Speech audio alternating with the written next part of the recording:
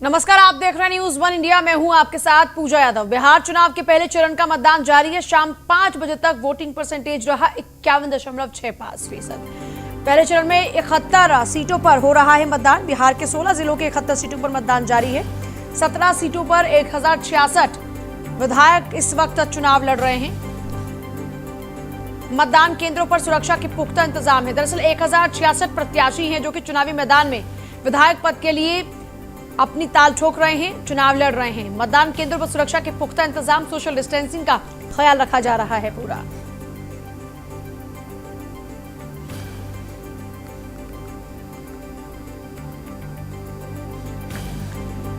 हर जगह पर thermal screening हो रही है। सैनिटाइजेशन को पूरा फोकस किया जा रहा है।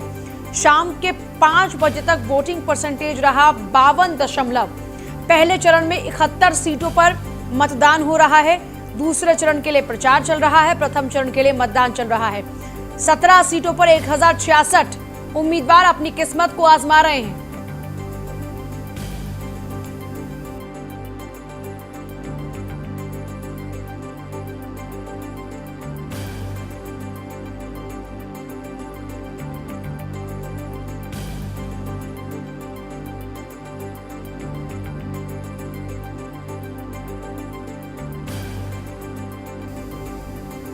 बिहार के 16 जिलों के 71 सीटों पर लगातार मतदान जारी है। 3 चरणों में मतदान हो रहा है। पहले चरण का मतदान अब लगभग संपन्न होने की ओर आगे बढ़ रहा है। मतदान केंद्रों पर सुरक्षा के पुख्ता इंतजाम है। बिहार चुनाव में पहले चरण का मतदान लगातार जारी है। शाम के 5 बजे तक जो वोटिंग परसेंटेज का आंकड़ा था वो 50% पार कर चुका था। शाम के 5 बजे तक वोटिंग परसेंटेज 52.24% रहा।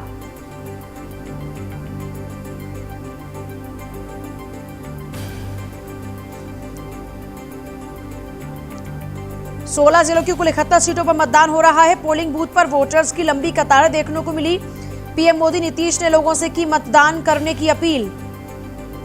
कुछ जगह पर शुरुआत में ईवीएम और वीवीपैट मशीनों में दिक्कतें आई, लेकिन बाद में फिर वोटिंग ने रफ्तार पकड़ी और शाम के 5 बजे तक 52% तक मतदान हुआ।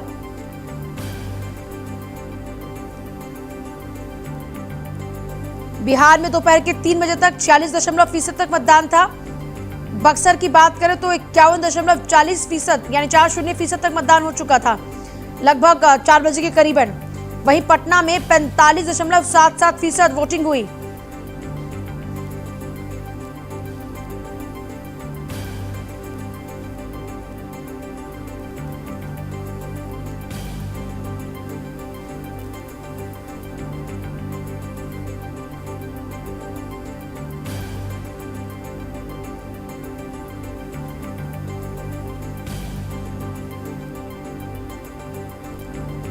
कोरोना संकट काल में मतदान के लिए विशेष व्यवस्था की गई है। पीएम मोदी, तेजस्वी यादव, नीतीश कुमार ने लोगों से सावधानी बरतते हुए मतदान करने की अपील की है। और पहले चरण के लिए कुल 1066 उम्मीदवार मैदान में हैं और 2 करोड़ से ज्यादा मतदाता वोट डाल रहे हैं इन 1066 उम्मीदवारों के लिए, जो इस वक्त अपनी किस्मत आजमा रहे हैं और उनकी किस्मत को जनता ईवीएम में कैद कर रही है। कई जगहों पर ईवीएम और वीवीपैट खराब होने की खबरें पहले सामने आई, लेकिन उसके बाद में तुरंत तेजी के साथ में रफ्तार पकड़ी। पुष्कर हमारे साथ, हमारे सहयोगी जुड़ चुके हैं। पुष्कर, बिहार में प्रथम चरण का मतदान लगातार जारी है।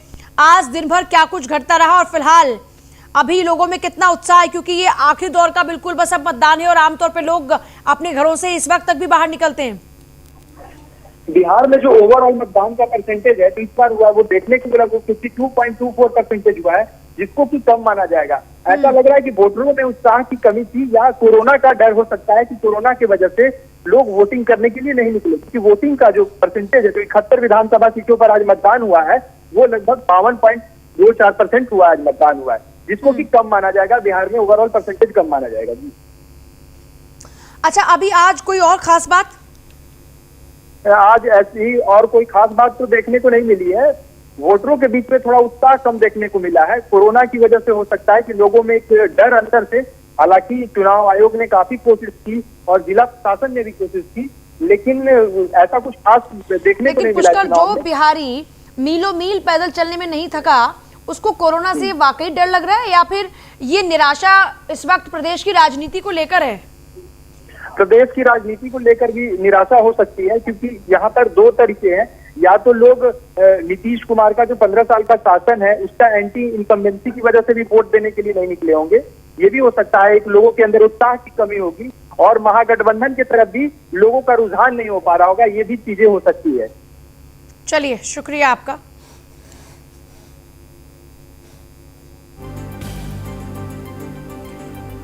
भोजपुर में 47.77%, अरवल में 53%, औरंगाबाद में 52%, भोजपुर में 47%, बक्सर में 53%, गया में 55%, जहानाबाद में 50% मतदान, जमुई में 57%, कैमूर में 55%, लखीसराय में 55%, मुंगेर में 43%, नवादा में 52%, पटना में 51%, रोहतास में 49%, शेखपुरा में 52% मतदान हुआ, अरवल में 53%, औरंगाबाद में 52%, बांका में 53%, भागलपुर में 52%,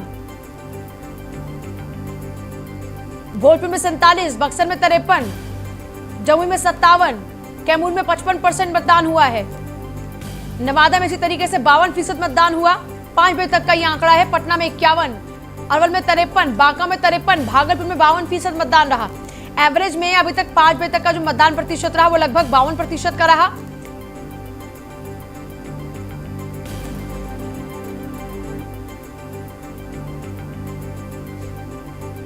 अब तक 52.58% मतदान बिहार में।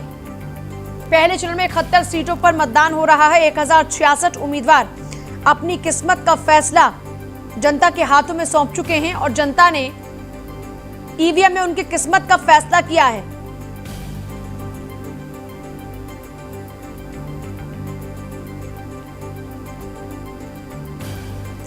लेकिन जैसा पुष्कर बता रहे थे कि उतना ज्यादा उत्साह नजर नहीं आ रहा। देखिए, जब किसी भी सरकार को लगभग 10 से 15 साल का वक्त गुजरता है, उस दौरान में आमतौर पर देखा जाता है कि बम्पर वोटिंग होती है, लेकिन इस बार वो बम्पर वोटिंग बिहार में नजर नहीं आ रही।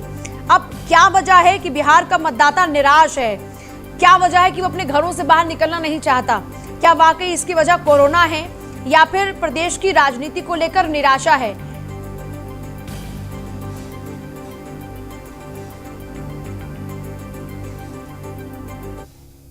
बिहार में आज विधानसभा चुनाव के पहले चरण के लिए मतदान किया गया।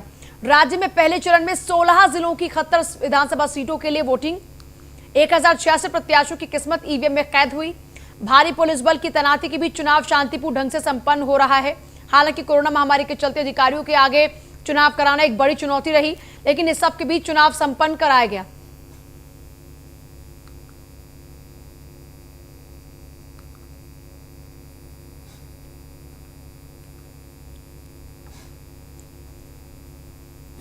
सुरक्षा के पुख्ता इंतजाम है और सीएसएफ के फोर्स मेरे साथ में है और सुरक्षा में किसी प्रकार की कोई कमी नहीं है और वोटिंग भी शांति तरीके से और सोशल डिस्टेंसिंग के अनुसार प्रोटोकॉल है, उसके तहत हम लोग प्रिवेंशन लेते हुए मतदान क्लियर कर, जैसे कि है कि फिजिकल डिस्टेंस मिनिमम रखना है 2 फीट, उसका हम लोग कर रहे हैं। सैनिटाइजर का कर रहे हैं, मास्क जिनको है मास्क में दें, थर्मल इमेज का स्क्रीन करके उसका टेम्परेचर दे करके उनको अंदर भेज रहे हैं। जिसका टेम्परेचर बढ़ा है उसको बैठा दे रहे हैं और बाद में लास्ट में 1 घंटा के बाद उनको लास्ट में 1 घंटा बचे वो समझ लो। और किस किस तरह से सुविधा है? हाँ, टोटल जितना हम ले सकते हैं उसका हम लोग दे रहे हैं। प्रोटोकॉल मतदान शुरू की जा चुकी है और आप मेरे समक्ष देख सकते हैं कि औरंगाबाद जिले में ये आदर्श मतदान केंद्र बनाया गया है जहां मैं इस वक्त मौजूद हूं। आप मेरे समक्ष भी देख सकते हैं कि मतदाताओं की लाइन लगी हुई है। अपने अपने मतों का ये अधिकार का उपयोग करेंगे। इस मतदान केंद्र में जहां कोरोना काल में हो रही मतदान को लेकर लोगों के लिए स्वास्थ्य सुविधा मुहैया कराई गई है, सैनिटाइजर मास्क वगैरह की व्यवस्था कराई गई है। वहीं पुलिस अफसरों के द्वारा सुरक्षा की चाक चौबंद व्यवस्था की गई है। न्यूज वन इंडिया के लिए अपने सहयोगी मनोज कुमार सिंह के साथ धनंजय वैद्य की रिपोर्ट। पहले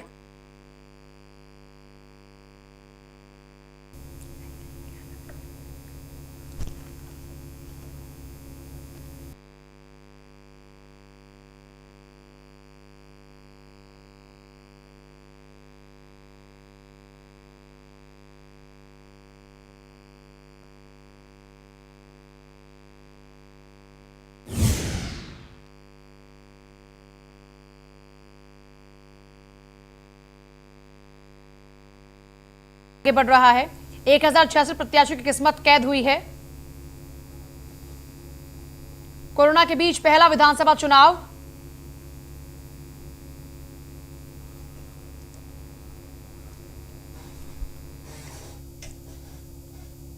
और पटना में महागठबंधन की प्रेस कॉन्फ्रेंस चल रही है, सीधे वहीं लिए चल रहे हैं आपको।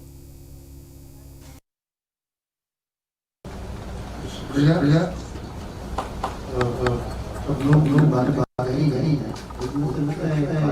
समस्याओं जो हमारे सही मुद्दे हैं, आम लोगों के मुद्दे हैं, उस पर चुनाव लड़ा जा सकता है और जनता उस पक्ष में खड़ी होगी। और आज के वोटिंग से ये बात स्पष्ट होगी कि जनता में कितना जोश, महिलाएं बड़ी संख्या में है, तब वो कोरोना के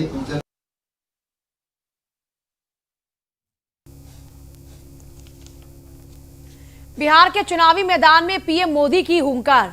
दरभंगा, मुजफ्फरपुर, पटना में गरजे हैं प्रधानमंत्री मोदी। पीएम मोदी ने तेजस्वी यादव को जंगल राज का युवराज करार दिया। पिछली सरकार ने कर्ज माफी में भी घोटाला किया। पिछली सरकारों का मंत्र था पैसा हजम, परियोजना खत्म। राम मंदिर की तारीख पूछने वाले अब मजबूरी में तालियां बजा रहे हैं। 5,000 करोड़ रुपए के प्रोजेक्ट पर काम जारी है। देश आज नई रीति नीति से आगे बढ़ रहा है। शहीदों के परिजनों के साथ पूरा देश खड़ा हुआ है। बिहार में विकास की रफ्तार को तेजी मिली है। पटना के लोगों को अब पाइपलाइन से गैस मिलने लगी है। वो सियासी लोग जो बार बार हमें तारीख पूछा करते थे, बहुत मजबूरी में अब वो भी तालियां बजा रहे हैं।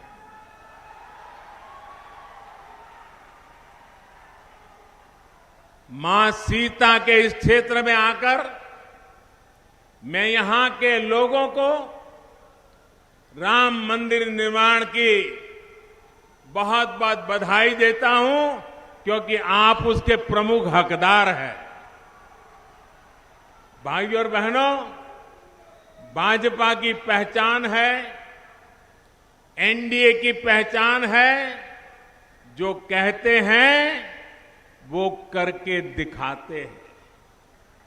दिवाली और छठ पूजा तक मुफ्त में राशन की व्यवस्था की गई है।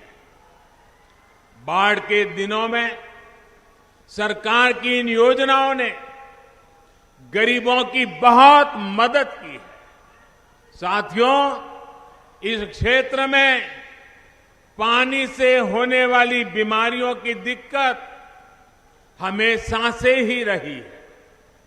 इस दिक्कत का एक बड़ा इलाज है हर घर पीने का शुद्ध पानी पहुंचे। बीते समय में पूरी ताकत से बिहार में ये काम किया गया है। डिजिटल तरीके से भी हमारे साथ जुड़े हुए हैं और इस प्रकार से इतने बड़ी मात्रा में आज आप हमें आशीर्वाद दे रहे हैं। हम सब आपके हृदय से बहुत बहुत आभारी हैं। भाइयों और बहनों, इस बार बिहार का चुनाव बहुत ही असाधारण परिस्थिति में हो रहा है। कोरोना की वजह से आज पूरी दुनिया चिंता में है, मुश्किल में है। महामारी के इस कठिन समय में बिहार को स्थिर सरकार बनाए रखने की जरूरत है। विकास को, सुशासन को सर्वोपरि रखने वाली सरकार की जरूरत है। गंदे नालों का पानी ट्रीट करने के लिए, साफ करने के लिए आधुनिक ट्रीटमेंट प्लांट भी लग रहे हैं। गंगा जी के घाटों का जीर्णोद्धार किया जा रहा है। घाटों का सुंदरीकरण किया जा रहा है। अपेक्षाओं की पूर्ति अगर कोई कर सकता है तो आपको भी भरोसा है, देश को भी भरोसा है, ये सिर्फ और सिर्फ एनडीए कर सकता है। आपकी इन अपेक्षाओं की पूर्ति एनडीए के द्वारा होना तय है। हर एक के लिए अलग फॉर्म भरो, हर एक के लिए अलग एग्जाम दो, और एक ही डेट में 2 एग्जाम आ गई तो कहां जाओ कहां न जाओ परेशानी, ये सब अब खत्म कर दिया गया है। और अब दूर दूर तक जाना भी नहीं पड़ेगा, अपने जिले में व्यवस्था मिल जाएगी, ताकि आप हिंदुस्तान की बड़े से बड़ी किसी भी जगह पे जाना चाहते हैं, आपका रास्ता खुल जाएगा। बिहार के रण में सीएम योगी के हुंकार, सिवान, मोतिहारी और पश्चिमी चंपारण में गरजे हैं सीएम योगी। एनडीए की सरकार ने बिहार को नई पहचान दी है। बिहार के नौजवानों के सामने पहचान का संकट था, भ्रष्टाचारियों से बिहार को बच के रहना होगा। बिहार में अब जातिगत भेदभाव नहीं चलेगा। पीएम मोदी ने गरीबों के लिए कई योजनाएं चलाई। बीजेपी का एजेंडा सबका साथ सबका विकास है। 9 साल में बीजेपी सरकार ने तमाम परिवर्तन लाए। भ्रष्टाचारियों से बिहार को बच के रहना होगा। बिहार में अब जातिगत भेदभाव नहीं चलेगा। बीजेपी का एजेंडा है सबका साथ सबका विकास। 9 साल में बीजेपी सरकार ने तमाम परिवर्तन किए हैं। एक विरासत को लेकर के चल रहे हैं, और दूसरा बिहार मेरे लिए इसलिए भी महत्वपूर्ण हो जाता है क्योंकि मां सीता का जो मायका जो है ये बिहार तो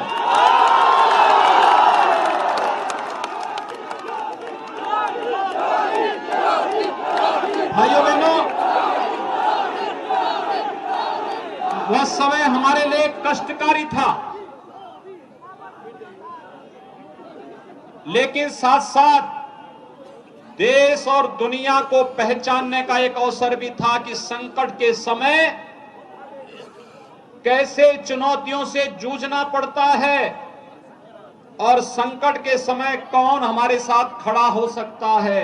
और भाइयों बहनों, प्रधानमंत्री मोदी जी के नेतृत्व में कोरोना के खिलाफ जो लड़ाई भारत ने लड़ी है, आप सब ने लड़ी है, मैं इसके लिए आप सबका अभिनंदन करता हूं, आप सबका स्वागत करता हूं। और मेरी आप सबसे अपील होगी, बीमारी काफी कम हुई है, नियंत्रित हुई है काफी हद तक,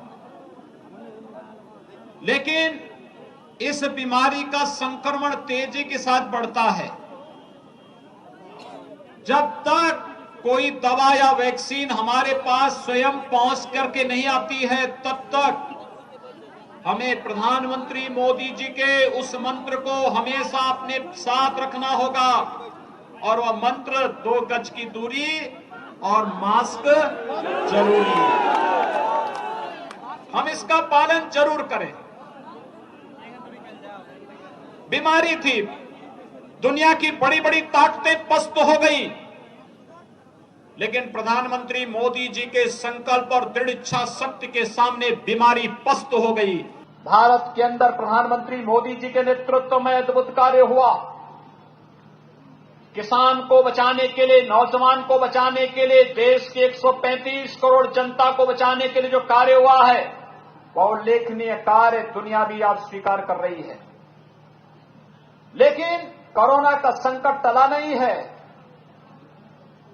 कम जरूर हुआ है।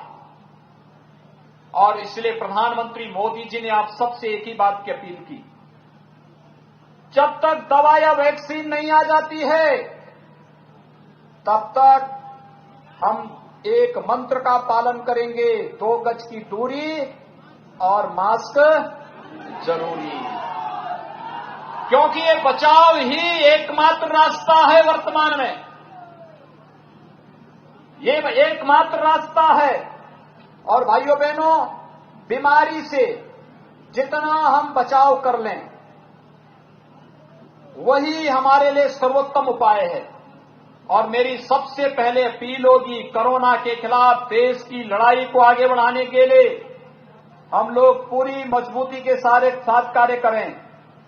दूसरा, कोरोना कालखंड में प्रधानमंत्री मोदी जी के नेतृत्व में जिस मजबूती के साथ विकास के कार्यों को आगे बढ़ाने, गरीब कल्याण पैकेज के माध्यम से हर गरीब को अन्न उपलब्ध कराने, जनधन अकाउंट में धनराशि उपलब्ध कराने, किसानों के खाते में धनराशि उपलब्ध कराने, वृद्धजनों को, निराश्रित महिलाओं को, दिव्यांग जनों को धनराशि उपलब्ध कराने का जो कार्य हुआ है, वह कार्य भी उल्लेखनीय कार्य था।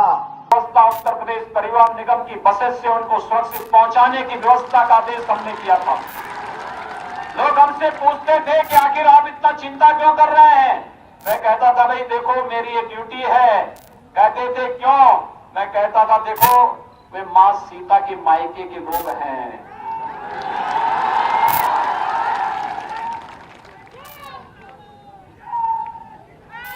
क्योंकि मेरे लिए तो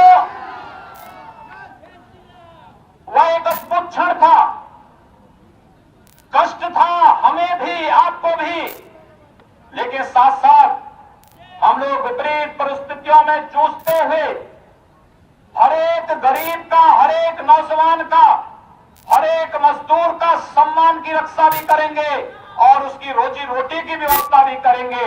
और भाइयों बहनों, हमने इसीलिए आदेश दिया था, प्रधानमंत्री मोदी जी ने इसीलिए अपील की थी कि पूरे देश को एकजुट होकर के इस कोरोना के खिलाफ लड़ाई लड़नी है। और भाइयों बहनों, हम लोग किसी मजबूती के साथ इस लड़ाई में आपके साथ खड़े थे। आज मैं आपके बीच इसीलिए आया हूं, बिहार में जंगल राज पैदा करने वाले लोग एक बार फिर से आप लोगों को रोजगार का झुंझुना दिखा करके जनता की आंखों में धूल झोंकने का कार्य कर रहे हैं। आप सब जानते हैं ये लोग वही लोग हैं जिन लोगों ने 15 वर्ष पहले गरीब को मकान, गरीब को विद्युत कनेक्शन, गरीब को रसोई गैस का कनेक्शन, गरीब को स्वास्थ्य की सुविधा, गरीब को खाद्यान्न देने की बजाय ये तो नहीं दे पाए। लेकिन भाइयों बहनों, मूक पशुओं के चारे को भी जो लोग हजम कर गए हों, वे लोग आज रोजगार का झुंझुना दिखाने का प्रयास। तो आज पहले चरण का मतदान हुआ, लेकिन सियासी जुबानबाजी तो अब भी जारी है। इसी बीच नेता प्रतिपक्ष तेजस्वी यादव ने नीतीश कुमार के साथ सुशील मोदी पर भी हमला बोला है। प्रेस कॉन्फ्रेंस में कहा, दुर्गा पूजा के बाद मूर्ति विसर्जन में मुंगेर में निहत्थे युवाओं पर दुर्गा मां के भक्तों पर जिस तरह से पुलिस की बर्बरता हुई वो घोर निंदनीय है। नीतीश कुमार सुशील मोदी को घेरते हुए कहा कि जनरल डायर बनने की इजाजत किसने दी, जिसमें एक मासूम की हत्या और 8 से ज्यादा लोग जनरल डायर की गोली से घायल हुए। उन्होंने कहा तत्काल दोषी के खिलाफ जांच होनी चाहिए और ऐसे लोगों को सत्ता से बर्खास्त करना चाहिए।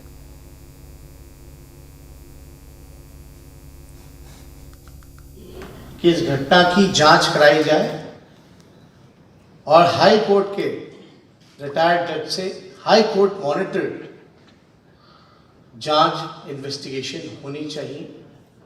दोषियों को कड़ी से कड़ी सजा मिलनी चाहिए और खास तौर पे जो वहाँ डीएम और एसपी हैं, तत्कालीन उनको वहाँ से हटाना चाहिए, तत्कालीन।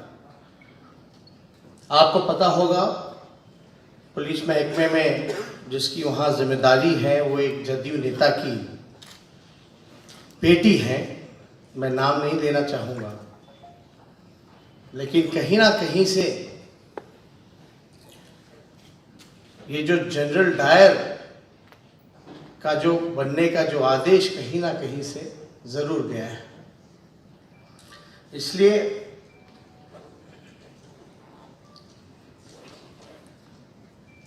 हम लगातार कहते रहे हैं कि कानून व्यवस्था, लॉ एंड ऑर्डर बिहार में पूरी तरीके से चरमरा-सी गई है। बिहार की पुलिस को हमने नहीं देखा